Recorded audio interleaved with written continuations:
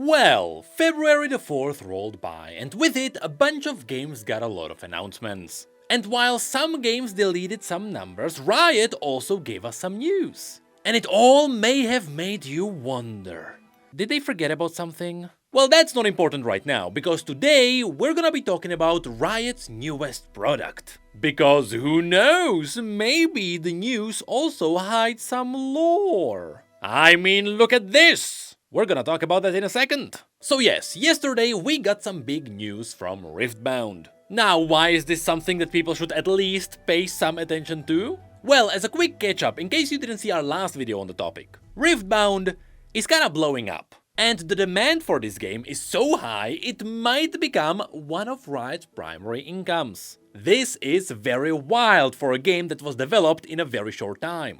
Of course, Riot was very quick to realize the potential of this game, and so they quickly hopped on board. The issue is that the demand is still so high that there is no way Riot is gonna meet the expectations anytime soon. And that is after they already doubled most of the production. After this, because the demand is so high, when the pre-orders came, scalpers and bots kinda destroyed the entire system. After which, thankfully, Riot stopped it, they refunded all the fraudulent purchases, and they went to a raffle system, where people will be chosen at random to be able to buy the cards. And while this system is not perfect, it is more effective at fighting the scalpers. That is assuming Riot looks at the age of the account, and the botters just didn't make a lot of accounts. So at least now, if you don't get lucky and you don't get a box, you know there is a good chance it didn't go to a bot. Anyway, after all of that drama was over, yesterday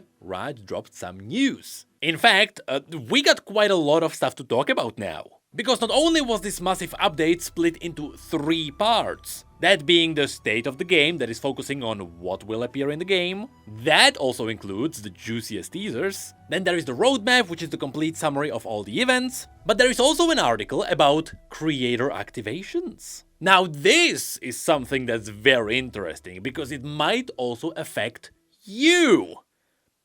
That's right, I called you out from your second monitor. But before we get to that, it was teased that the new dev video for the 3rd set, called Unleashed, is on its way. Then it was mentioned that these massive state of game updates should come about twice a year, that's why they are so big. And the team is committed into being as transparent as possible. Which, to be fair, so far, anytime anything screwed up, they told us where they screwed up. And so let's start there with the state of the game, where we got some questions and answers from Dave and Chengren, who are the 2 heads behind Riftbound. So at the beginning, we get the juicier questions, which actually tease quite a lot of stuff. And so first they talk about what do they think went well with Riftbound. The answer is the resource system and the battlefields, which resonated not only with the TCG audience, but also the League of Legends audience. But they also mentioned that they really like the strong community that quickly formed around the local play of Riftbound. That I can confirm myself, because I do also attend a lot of Nexus nights. But after this we get a question for what are they improving? Here the answer is obvious, and thank God it is, because it is more cards. As in, not more design, but print more cards. That's right, Riot is working on the supply, they are working on fixing the merch store, and they are improving registering for events. Because we all know getting into the regional qualifiers was quite a challenge. After which, we got the juicy question of what are they the most excited for? And so apparently there is some really awesome stuff coming in Set 3 Unleashed, but there is also something awesome in Set 5. Radiance. Now, a lot of you might wonder, what's Radiance? Well, that hasn't been teased yet. At least it will be teased in a few seconds. Because yes, as you can see, Riot is planning quite ahead, because currently we are still in Set 2. And from all the teasers, they might be a dozen sets ahead. After which, we did also get some specific spoilers. I mean, when it comes specifically to the Unleashed set, we got revealed this. Now this, ladies and gentlemen, is Baron, and it's not even using the art from Legends of Runeterra. Now why is this important? Well, let me tell you. A lot of people might not be aware of the fact that some of the people who worked on the lore of League of Legends were now moved onto Riftbound. Now, we don't know exactly what they are doing there, but it is obvious that there are some lore heads that are overlooking what's happening in Riftbound. And it is my assumption that they are simply making sure that whatever comes out of Riftbound, which also means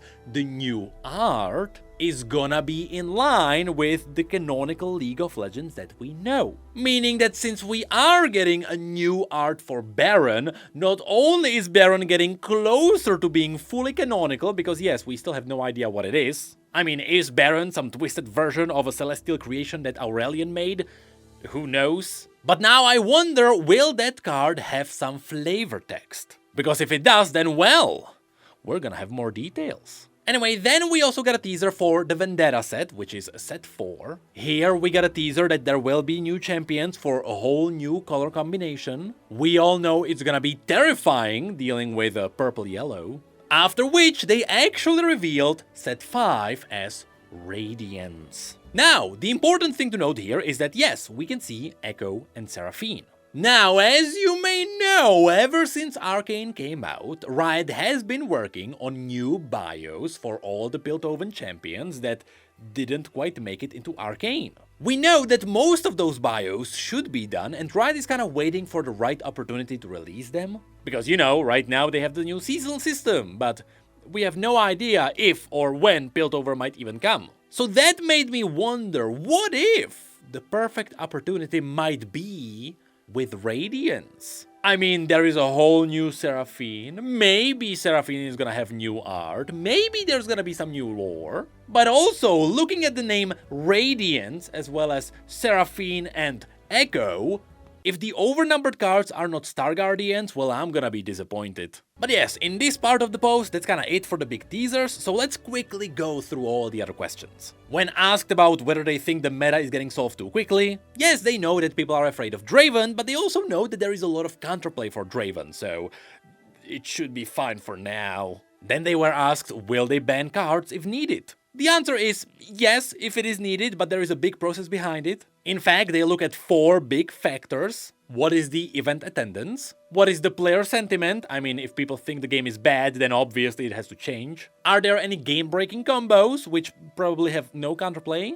And is there an archetype dominant? In other words, is one color better than the other ones? If one or more of these factors get really big, then Riot has to step in. Anyway, next question is, Riftbound is complex, how are they simplifying it? The answer is reusing mechanics and helping new players get in. In fact, they always plan on having at least 1 to 3 champions that are new player friendly in every set. Or not every set, but every cycle of sets. And they also want to release more new player experiences, such as Proving Grounds. Because yes, Proving Grounds still stands as the best introductory play of this game. For $30, you literally get a group of 4 friends ready. Then they were asked how can they bring the price of their cards down. The answer is obvious, release more cards. Then they were asked about languages, because French Riftbound is now a thing, and so what about the others? The answer is distribution is hell, and so they have to be picky about it. Then, is there gonna be more original art? This is the one thing that most of the creative people have been asking for. The answer is yes, it should be ramping up with every new set. In fact, we can already see it happening. Then there is an interesting question, everything is 1v1, will there be more multiplayer? The answer is yes, Riot is even planning on supporting multiplayer play for local plays. Meaning it is possible we will get support for 2v2 tournaments. Then, can we have more people in regional qualifiers? The answer is, well, Riot is kinda running out of manpower. That's how popular these tournaments are. Then there is a question of how does Riot plan on standing out among all the other TCGs? Their answer is simple. Their IP is strong and Ape strong together. Jokes aside, yes, the League IP is really good, but they are also learning from all the esports of the other games that Riot has. Then there is a question for how many medal prize cards will there be? These are the best of cards of each regional. Here we learned that they will rotate out every 3 sets. So hold on to the originals. Then, what are the designers working on? Well, apparently they are working on stuff that will come out in 2027, as well as some new collectibles that are not even available in the main game. I wonder if that's more like items that you can put on the table during the game. Then, when will the sets be synced across the world? The answer is with set 4, Vendetta. Then, will there be more products like Proving Grounds? Again, the answer is yes, there will be more new player-friendly stuff. And lastly, a big question, what about a digital version of Riftbound? Well, apparently, this is a big discussion that happens at Riot constantly. They are aware of the big benefits that this has, including people being able to go through some kind of a tutorial and learn the game and learn the combos and practice for tournaments. But they also do know that this is a physical TCG. And the key point of such a game is to go out there and play the game physically. And yes, again, I play this game a lot, and I can tell you, if you take this game and you put it into a digital world, it's just not the same. In fact, people are still unofficially playing it through a simulator that Riot kinda approved. But the key takeaway here is, never say never. So let's see if Legends of Runeterra truly died for nothing. Anyway, that's kinda it for the state of the game, so now we got the roadmap. So, this is pretty much a big summary of all the big tournaments and the dates. You can see that pretty much half of it is in the US, the other half is in Europe. There is also one in Singapore and one in Sydney. But this doesn't take into account all the smaller tournaments that are constantly happening in China. And yes, there will also be more over time in Europe and the US. But outside of this, we do have some important dates. So, Spirit Forged is releasing next week. Unleashed is being previewed in March. Then the pre-orders start in April, which is also when it launches in China, after which it releases in May for everyone else. Then in June we will get the previews for Vendetta, but then in July, when Vendetta comes out, it's gonna come out at the same time for everyone across the world. That's when all the sets will be synced. After which we get into a lot of TBD stuff. But we know that Radiance is planned for September and October, after which, who knows? Which is pretty much it for the roadmap, which is where we get into the creator article. And that one might affect you. Yes, you're being called out for a second time. So, Riot is aware of the fact that to make the game grow, they need to do one thing.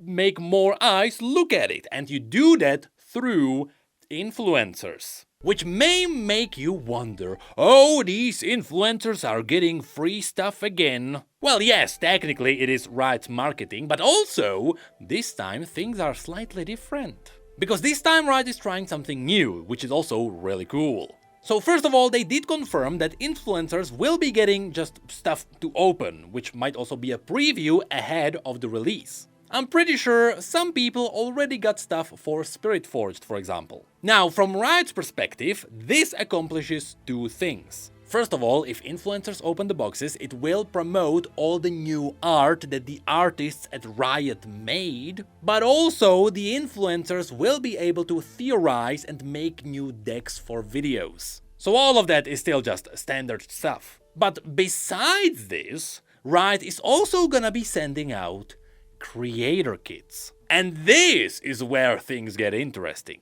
So as far as we know, these kits will be in limited quantity for every set. Because not only will these kits have cards to be opened on stream, but it will also have some extra gear that will help the creators make the videos. Honestly, this is kinda genius from Riot's marketing, because making stuff about physical items is kinda hard to do. I mean, I immediately got flashbacks of my Riftbound opening where people gave me feedback about two things. First of all, please God, sleeve your cards. And second of all, what the heck is happening with the camera? But I'll be honest, I don't think a better camera could have fixed that. But here's the thing, if you are a big creator, the chances are, if you are not me, you can get a good setup together. But that is not the case for the smaller or medium-sized creators. In other words, these kits are not meant for the top dogs. They are meant for all the creators whose work can be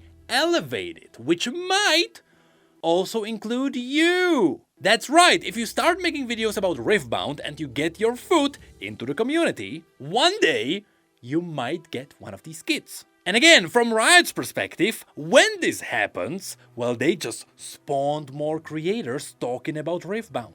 It is a great idea overall. And we already know what is inside one of these packages because Miss Chim Chim got one. And there, besides the pre-made decks that are purchasable and the box, the package also contains a really good quality Elgato camera, as well as a mount for the camera to be put in front of you as you're opening the cards. In other words, yes, that does elevate your content. Now, of course, you can imagine what the comments were on that post. So yes, let me clarify that one box that goes to an influencer is not gonna fix the demand, especially when Riot needs literally dozens of thousands of the boxes. And it is funny that the head of the Riftbound community had to address that as well. Because the marketing team did an amazing job here, and people are just salty because the demand is awful. But hey, Riot is really trying there. Now lastly, there is one more thing.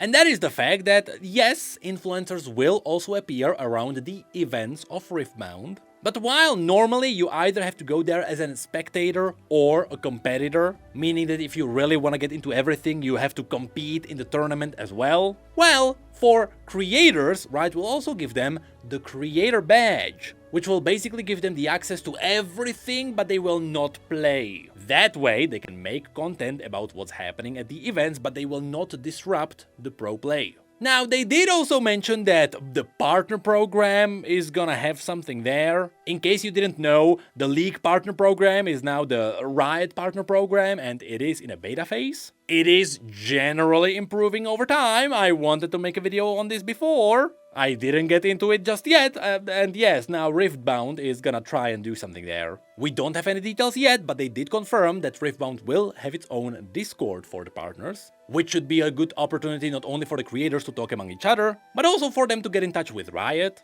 And it all ends with one really interesting quote. On that note, we also want to support smaller creators as they grow, and give them an environment to flourish in. So if you read any of the above opportunities and thought to yourself, but my channel's too small, you've gotten it all wrong. Stay engaged, keep making content, and be sure to introduce yourself to the Riftbound team. So yes, in other words, it doesn't matter how big your channel is. Riot wants more people to talk about Riftbound and make Riftbound videos. And to help with that, and to make sure that happens, Riot is gonna be sending people more stuff. And if anything, it really did make me think about something important. I probably should get one of these cameras if I wanna do another opening.